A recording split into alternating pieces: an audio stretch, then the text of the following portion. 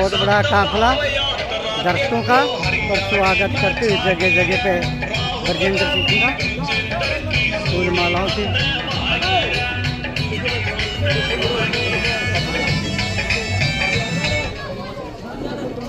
तो दोस्तों शाम का टाइम है, फिर बताता हूँ, बहुत बड़ा स्वागत करते हुए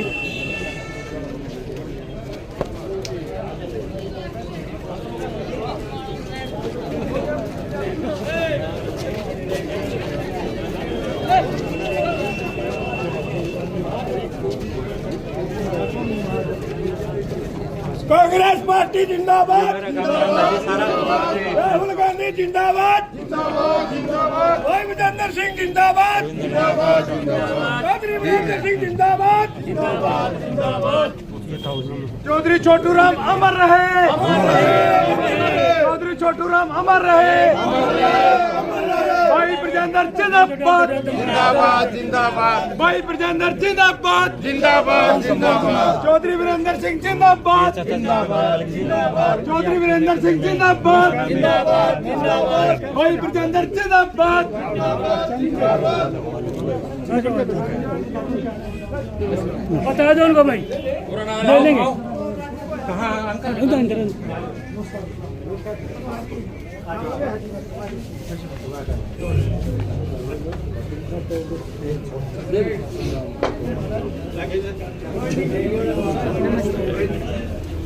नमस्कार जी।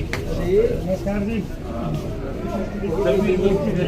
और आप राष्ट्रीय महासचिव बने ना, तो सबसे पहले बताइए जी, आपको जाके जिस दिन राष्ट्रीय महासचिव बने आप दिल्ली जाके का संबंध हमारे इलाके के 100 मील के अंदर अंदर है। और गजब की चीज ये है, तीनों जगह बीजेपी की सरकार है, चाहे वो हरियाणा हो, चाहे वो यूपी हो, चाहे वो केंद्र में हो। यूपी में बरेली में एक दलित के बच्चे को पीट पीट के मारा गया, पीट पीट के वीडियो बना के पूरे बनाने लगे मेरे भाषण का। क्यों पीट पीट के वीडियो बनाया है उसका, और उसको जान से मारा है सिर्फ इसलिए कि वो जो नारा दिलवाना चाह रहे थे उस वाल्मीकि बच्चे से, वो उसने नहीं लगाया, और वो मरती दम तक ये कहता रहा राहुल गांधी जिंदाबाद। इस बात से उसको मार दिया।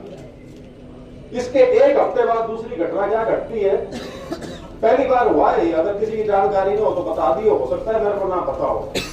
किसी चीफ जस्टिस ऑफ इंडिया की कोर्ट में जब वो कोर्ट ले रहा हो उसके ऊपर जूता मारा गया। और गजब की बात यह है, उस वकील का आज तक कुछ नहीं बिगड़ा है। वो चीफ जस्टिस की मानता है जो कहता है कि मैं तो इस वाक्य को बुला चुका हूं। देखो, बुलाने वाली बात नहीं है। चीफ जस्टिस के जूता मारने लग रहा आदमी भरी कोर्ट में, और उसका कारण बताने लग रहा है कि क्यों मारा है, कि चीफ जस्टिस ने फलानी बात कैसे कह दी थी, ये कह के। और उससे भी दुर्भाग्यवश बात क्या है कि उसके समर्थन में लोग आए हुए हैं कि ना ठीक कह रहा है, इसने ठीक करा। मैं आपसे पूछता हूं, अगर जस्टिस गवई की जगह कोई उच्च जाति का चीफ जस्टिस होता, उस पर किसी दलित ने जूता फेंका होता, क्या हालत होती बताओ मेरे। सोच के देखो आप, उसके चिथड़े उड़ा देते वहीं कोर्ट के अंदर ही, क्योंकि सारा कोर्ट उन्हीं का है। लेकिन यहां ये वाक्या भी हो गया, चीफ जस्टिस ने अपने बड़प्पन में उसको माफ भी कर दिया, कहते हैं तो भूल भी गया। लेकिन ये वो मानसिकता है जिसने गांधी को मारा था। तो हम भी ये कहते थे कि हमने नहीं मारा गांधी को, हमने तो कोई षड्यंत्र नहीं रचा था। षड्यंत्र रचने की बात नहीं होती, माहौल बनाने की बात होती है।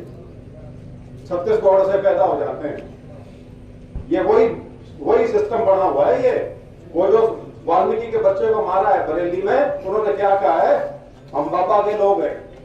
क्षमा चाहूंगा आपकी बात नहीं कर रहा, वो राजनीतिक बाबा की बात कर रहे थे। तो ये, और तीसरी घटना हमारे प्रदेश में, एडीजी रैंक का आदमी, एडीजी रैंक का आदमी अपने आप को गोली मार लेता है सिर्फ इसलिए कि पूरे सिस्टम ने उसकी नाक में दम कर दिया था, उसका जीना मुश्किल कर रखा है। उसका कौन सा दरवाजा है जो नहीं खटखटाया था। अगर आप में से किसी ने पढ़ा हो, उसका जो 8 पन्ने का सुसाइड नोट है वो पढ़ के देखना।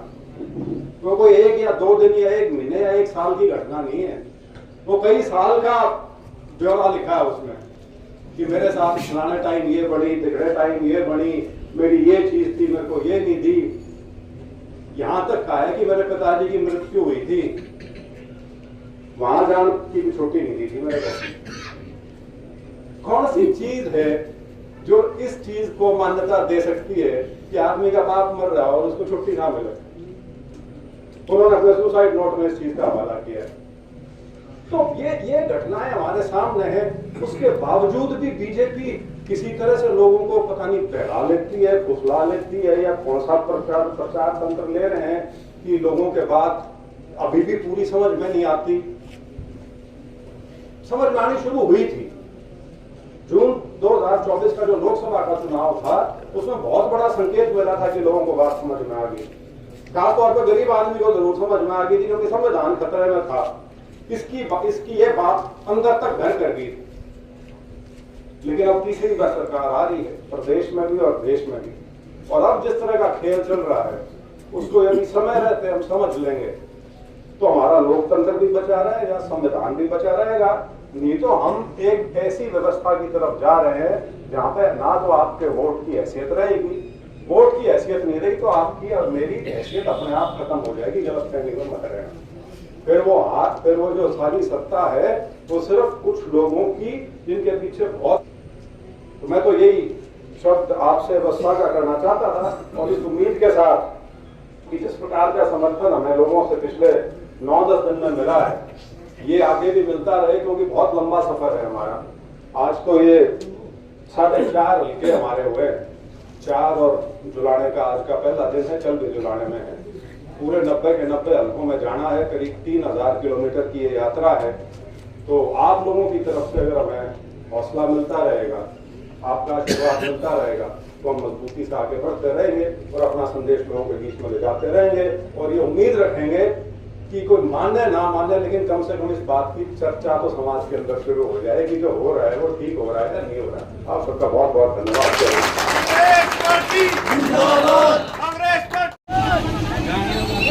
तो सद्भावना